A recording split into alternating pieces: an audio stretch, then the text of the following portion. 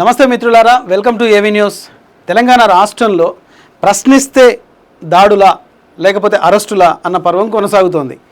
వాస్తవానికి ఈ మధ్యకాలంలో professor Nageswararao deputy CM power star Pawan కళ్యాణ్పై ఆయన ఢిల్లీకి వెళ్ళిపోయినప్పుడు అమిత్ షా గారితో ఈ విషయాలు మాట్లాడాడు అని తన అభిప్రాయాన్ని చెప్పినప్పుడు దాన్ని సీరియస్గా డిప్యూటీ సీఎంగా పవన్ కళ్యాణ్ చాలా తీవ్రమైన విధంగా తీసుకొని అరెస్టుకు సిద్ధం అన్నట్టుగా వార్తలు వచ్చాయి. దీని మీద తెలంగాణ ఉద్యమకారులు కూడా సోమాజిగూడలో ఒక రౌండ్ టేబుల్ సమావేశాన్ని కూడా ఏర్పాటు చేసి వాళ్ళ అభిప్రాయాలు కూడా తెలుసుకున్నారు.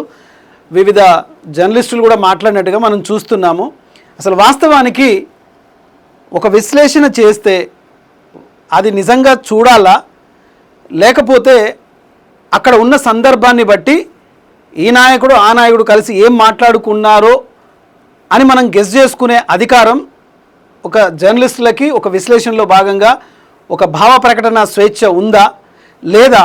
అసలు ప్రొఫెసర్ నాగేశ్వరరావు ఏమైనా హాట్ కామెంట్ చేశాడా? జనసేన అధినేతకు ఏమన్నా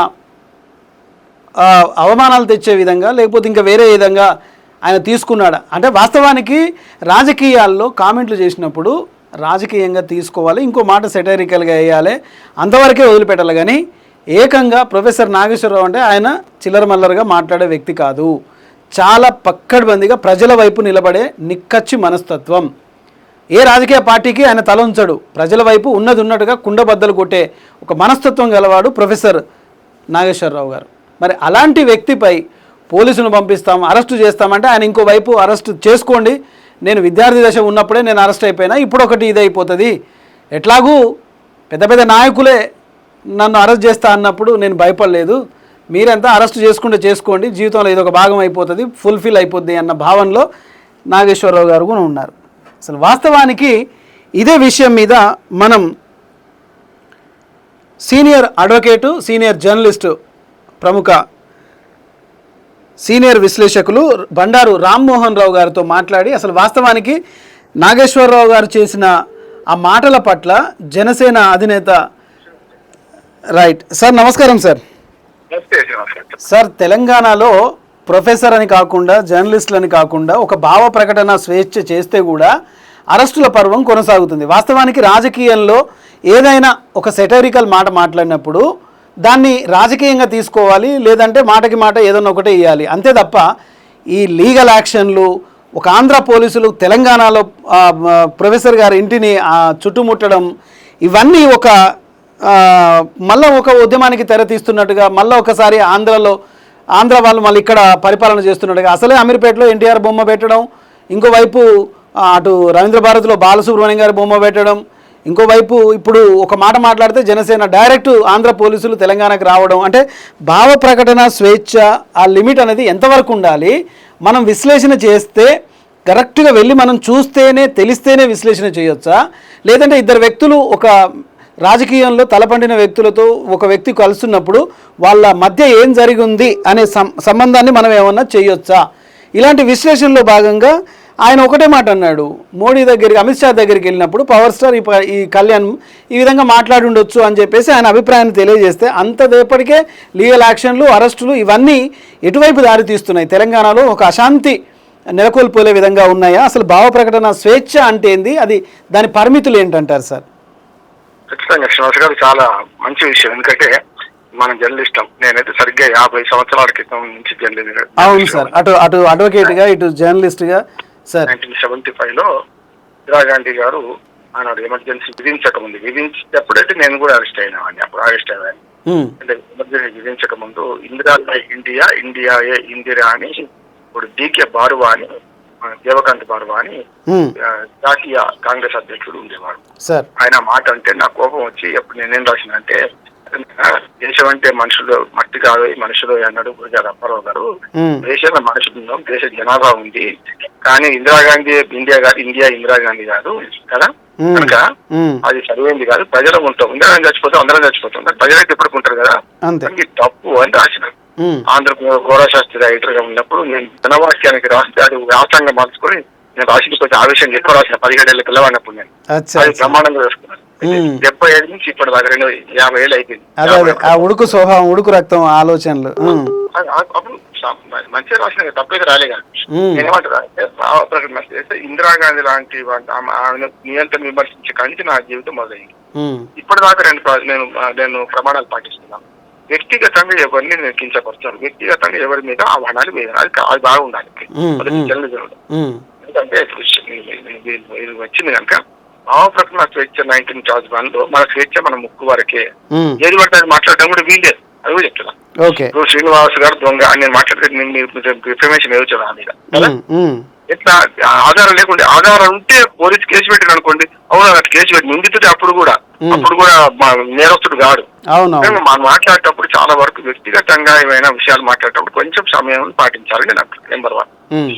అక్కడి నుంచి వచ్చి ఇప్పుడు నాగేశ్వర గారి చాలా అభిమానం నాకు. మీ ఇద్దరం కలిసి చాలా కార్యక్రమంలో పాల్గొన్నాం, చాలా మనకు సామాజిక కార్యక్రమంలో పాల్గొన్న వాళ్ళే. అవును సార్. అయితే వారి విశ్లేషణ ఈ మధ్య పోదు ఒక వన్ సైడ్ అనే కాడి నుంచి కొంచెం న్యూట్రల్ గా వస్తున్నారు. వాళ్ళు బీజేపీని మెచ్చుకునే సందర్భంగా చూసినాం మనం కదా. ఆ రకంగా చూసుకుంటూ ఒక ఇద్దరి మధ్య జరిగిన సమావేశాల్లో ఏం జరిగింది అని ఊహించి చెప్పిండు ఆయన కదా.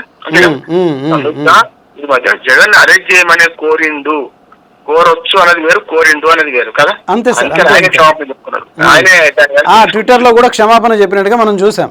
అంటే నేనేమంటున్నా అంటే అటువంటి మాటలేమ్మా. అప్పుడు అడుగు దొక్కనేలా కాలు కడగనేలా నేనేమంటున్నా అంటే 2 రకాలు మాట్లాడతాను. నేను వన్ సైడ్ మాట్లాడదలుచుకోలేదు.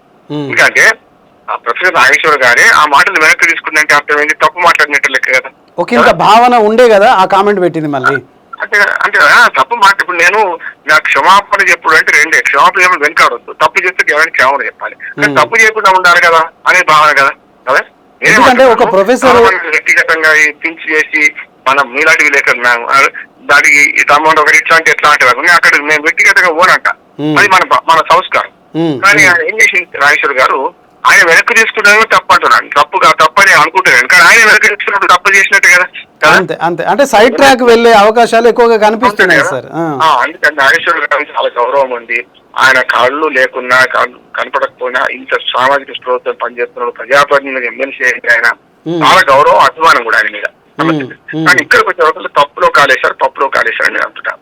అటు ఇద్దరి మధ్యన తాను లేడు అక్కడ. నేను కూడా మాట్లాడతాను అప్పుడప్పుడు. ఉదాహరణకు నేను ఇప్పుడు కర్ణాటక రాజకీయాలు మాట్లాడినాం, ఏం ఒప్పందం మనం వెళ్ళి చూసామా, మనం చూసింది ఇద్దరి మధ్య ఒప్పందం 2.5 ఏళ్ళు అన్నది అక్కడ రాసి ఉంది ఏమన్నది మాట్లాడతాం. కానీ ఇద్దరి మధ్య సంభాషణలో ఇది అడగొచ్చు అని 3వ వాడిని చేర్చిండు జగన్మోహన్ రెడ్డి అడగొచ్చు అని. ఏమైతుందంటే కొన్ని మా విశ్లేషకుల పేరు మీద కూడా చాలా వరకు ఏమేస్తుంటారు శ్రీనివాస్ గారు, న్యూట్రల్ గా ఉండకుండా ఏదైనా వన్ సైడ్ మాట్లాడేస్తున్నాం. అంటే సాక్షిలో మాట్లాడేటప్పుడు ఒక రకం, ఈటీవీలో మాట్లాడేటప్పుడు ఒక టీవీ 9లో మాట్లాడేటప్పుడు ఒక రకంగా మాట్లాడుతుంది. నేనేమంటున్నా అంటే ఆ టీవీ యజమాని ఎవరిదన్నా కానీ నేను చెప్పేది వింటే వినడం లేకపోతే లేదు, న్యూట్రల్ గా మాట్లాడదాం. అప్పుడు ఈ సమస్య రాదు మనకు. ఏమైందంటే వారు మాట్లాడే దానిలో అదొక్కటి ఆయనే వెనక్కి తీసుకుంది కనుక ఆయన తప్పు చేసినట్టు ఒప్పుకున్న సమస్యలు వెనక్కి పోయింది. అయితే దీని మీద రాజధాని చేసింది ఎవరు? ఆంధ్రప్రదేశ్ లో పవన్ కళ్యాణ్, జనసేన వాళ్ళు దొరికింది కలదు కదా అని మా ఇష్టం అన్నట్టు స్క్రోల్ చేశారు. ఆయన ఒక రకంగా చెప్పాలంటే నాగేశ్వర అజాత శత్రువు అలిగినాడు అన్నట్టు నాగేశ్వర్ గారే కోపానికి వచ్చి నా సహనానికి అద్దుంటే నేను తలుచుకుంటే మీకు పని పడతా అన్నాడు ఆయన కూడా. మళ్ళా చూసినాం మనం.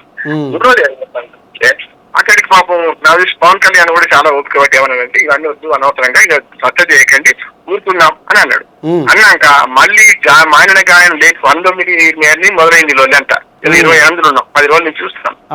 ఈ పవన్ మన లోకేష్ ఏమన్నాడు, విడిచిపెట్టి అసలు ఎవరో షోకాలు బేట ఇట్లా మాట్లాడిండు, మా కూటమి మధ్యన చిచ్చులు అని అన్నాడు ఆయన. అంటే ఆయన అర్థమైంది షోకాలు బేద అంటే మన మీద భుజాలు తడుముకుంటామని నేను అంటున్నా కదా.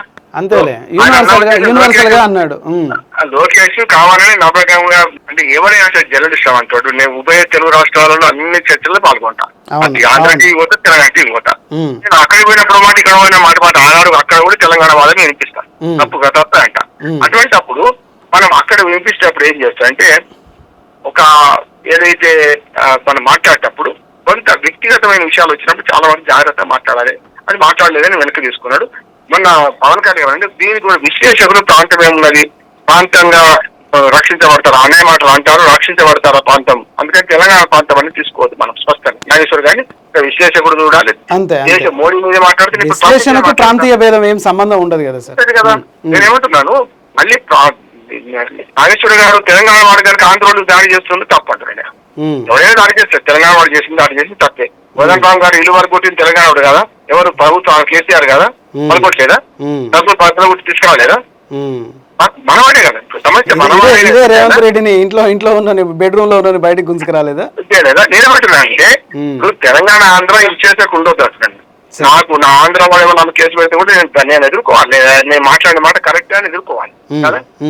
నాగేశ్వర గారు శ్రావణులు చెప్పుకున్నాడు, లేకుంటే మాట వెనక్కి తీసుకుంటారు, అయిపోయింది అని మన పలకలు ఏమని అంటే ఈ ప్రాంతం దాటును దాక్కోవద్దు అంటాడు. నేను దాన్ని కూడా సమర్థిస్తున్నా, స్పష్టంగా చెప్తున్నా. ఎందుకంటే మనం మాట్లాడినామంటే ఆ మాట కట్టుబడి నా ప్రాంతం ఇది కనుక, ఆ ప్రాంతం నా కులమో నా ప్రాంతమో నా మతమో మంచి విలేకరులుగా మనం అడ్డం పెట్టుకోవచ్చు. నెంబర్ 1 ఇక్కడికి వస్తాను. ఇప్పుడు ఈ నాగేశ్వర్ గారి ఎపిసోడ్ ఇక్కడికి ముగించిందని బాగా మంచిది అనుకున్నాను. కానీ ఆంధ్ర పోలీసులు వచ్చిందని మన సోషల్ మీడియా కూడా ఎంత దుర్మార్గం ప్రవర్తిస్తుంది. వచ్చేసింది, అయిపోయింది, జరిగితే అరెస్ట్ చేస్తారని, సిబిఐ కలిసి వచ్చిందని పాత వీడియోలు అవన్నీ చేసి ముందర తీసుకొచ్చి మన సోషల్ మీడియా కూడా. సో వాళ్ళు వచ్చింది లేదు, పోయింది లేదు. దాని మీద చర్చలు, దాని మీద ప్రెస్ క్లబ్ మీటింగ్లు, మనం పృథ్వీ మీటింగ్ పెట్టింది మన ప్రెస్ క్లబ్ లో, ఇంకా హర్షలాది కూడా చూసాం కదా. ఏమైంది?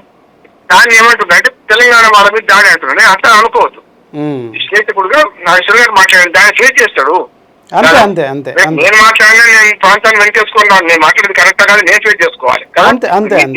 మీ టీవీలో మాట్లాడుతున్నా, నా మాటలు నేనే బాధ్యత, కానీ మీరు లేకపోతే కనీసం టీవీ మాట మీ టీవీ కనుక మన ఇద్దరిని బద్దలు చేయొచ్చు, కానీ ఇంకోటి బద్దలు చేయొద్దు కదా. ఇంకో మాట ఏమైంది అంటే ఇంకో పాటికేషన్ చూపిస్తాను, ఇంకోటి జరుగుతుంది ఏంటంటే మొన్న మోడీ గారు వచ్చారు హైదరాబాద్. ఎవరిని కలిసిండు? ఇక్కడికి వచ్చి గంటన్నర సేపు ముఖ్యమంత్రి ఆంధ్రప్రదేశ్ ముఖ్యమంత్రి చంద్రబాబు నాయుడు, ఆంధ్రప్రదేశ్ ఉప ముఖ్యమంత్రి పవన్ కళ్యాణ్ ఇవన్నీ స్పష్టంగా చెప్పినారు. తెలంగాణ ఆంధ్ర రాజకీయాలు నడుస్తున్నాయి కదా, తెలంగాణ వేదిక హైదరాబాద్ వేదిక నడుస్తున్నాయి, ఆస్తులు ఇక్కడ ఆత్మలు అక్కడ, సమస్యలేగా. అందరూ సెలవులు వచ్చినట్టు అంటే ఆ ఉద్యోగులతో సహా ఇక్కడికి వచ్చిపోతుంటారు, చూస్తున్నాం కదా మనం. దానికి ఇంటర్సిటీ ఎక్స్ప్రెస్ ఉంది, దానికి ఉద్యోగుల ఎక్స్ప్రెస్ అన్నాం, ఉద్యోగుల బండి అంటున్నాం, ఎంప్లాయీస్ బండి అంటున్నాం. అందుకని ఏమంటా అంటే మోడీ గారు మొన్న ఇక్కడికి వచ్చి కలిసింది అనుకుంటే నేను విమర్శించిన, అయ్యా మీరు కలవాల్సుకుంటే ఆంధ్రప్రదేశ్కి వెళ్ళండి, అక్కడ ముఖ్యమంత్రి అక్కడ కలుస్తారు, అక్కడ ముఖ్యమంత్రి కలుస్తారు, ఇక్కడ రాష్ట్రాలు విడిపోయిన తర్వాత విడిపోయి నేను ప్రాంతం మనకు గుర్తు అంటలేను. నేను దీనివల్ల రాజకీయంగా బీజేపీకి నష్టం అంటున్నాను. రైట్, ఫైనల్ గా ఈ సమస్యకు క్లోజ్ చేయాలంటే నాగేశ్వరరావు గారు ప్రకటన వ్యవస్థ అందరు గౌరవిద్దాము, ఆ పేరుంది కనుక నా ఇష్టం ఉన్నట్టు ప్రవర్తిస్తుంటే ఎవరికైనా చెల్లదు, అదే నాగేశ్వర్ గారు ఒప్పుకున్నారు. ఒక మాట చెప్తాను, మన స్వేచ్ఛ మన ముక్కు వరకే. మనం కథసాము కత్తిసాము చేస్తామని గోళ్ళ మీద తిరిగితే ఇంకోటి కొడతాడు, ఊకోడు కదా. అందుకని మన స్వేచ్ఛ 19 ఆర్టికల్ క్లాజ్ 1 ప్రకారం మన స్వేచ్ఛ ఇతరుల స్వేచ్ఛకు భంగంగా లేకుండా చూడాలి, ఇతరుల మనోభావం దెబ్బతినకుండా చూడాలి. రైట్, చూస్తున్నాం కదా రాజకీయ విశ్లేషకుల వివరణ. ఎందుకంటే మన స్వేచ్ఛ అనేది మనది ముక్కు వరకే ఉండాలి, కానీ దీన్ని దాటొద్దు అనేది రాజకీయ విశ్లేషకులది. దీనిపైన కూడా నాగేశ్వరరావు గారు మాట్లాడిన మాటల మీద కూడా నాగేశ్వరరావు గారే స్వయంగా ట్విట్టర్లో ఆయన ఒక కామెంట్ చేశాడు, దీని మీద సారీ కూడా చెప్పాడు. కానీ కొంతమంది సోషల్ మీడియా యూట్యూబర్లు ఆంధ్ర నుంచి పోలీసులు వచ్చారు, అరెస్టు చేస్తారు, అక్కడ పోయారు, ఇక్కడ పోయారు, ఇదంతా ఒక తప్పుడు ప్రచారాన్ని సోషల్ మీడియాలో గుప్పించడం సరికాదు. ఇప్పటికైనా సరే ప్రొఫెసర్ నాగేశ్వరరావు గారి ఈ కథను ఇంతతో సుఖాంతం చేస్తే మంచిది. ఎందుకంటే ఆంధ్ర డిప్యూటీ సీఎం కూడా దీనిపై ఎక్కువగా కేసులు పోకుండా దీన్ని ఇంతటితో ఆపేస్తే మంచిది. ఎందుకంటే ప్రాంతీయ భేదాల మధ్య ఈ వివాదాస్పదమైన రాజకీయ దుమారాన్ని లేపకుండా ఉంటే ఇరు పార్టీలకు మంచిగా ఉంటుంది. లేదంటే ప్రాంతీయ అభిమానం తేడాలతో భావ ప్రకటన స్వేచ్ఛ అనే పేరుతో శృతి మించిపోయే అవకాశం ఉంటుంది. ఎవరిదైనా సరే భావ ప్రకటన స్వేచ్ఛ, మన స్వేచ్ఛ మన ముక్కు వరకే ఉండాలి. కాబట్టి దాన్ని జాగ్రత్తగా మనం పాటించుకొని దాని మీద వివరణ ఇచ్చినా కూడా మళ్ళీ ఇంకా దాన్ని పొడిగించడంలో అర్థం లేదు. ఇది ఇవాల్టి ప్రొఫెసర్ నాగేశ్వరరావు అరెస్టు, తన మాటల వెనుక ఏంటి అనే విశ్లేషణ. చూస్తూనే ఉండండి AV news. Thank you very much.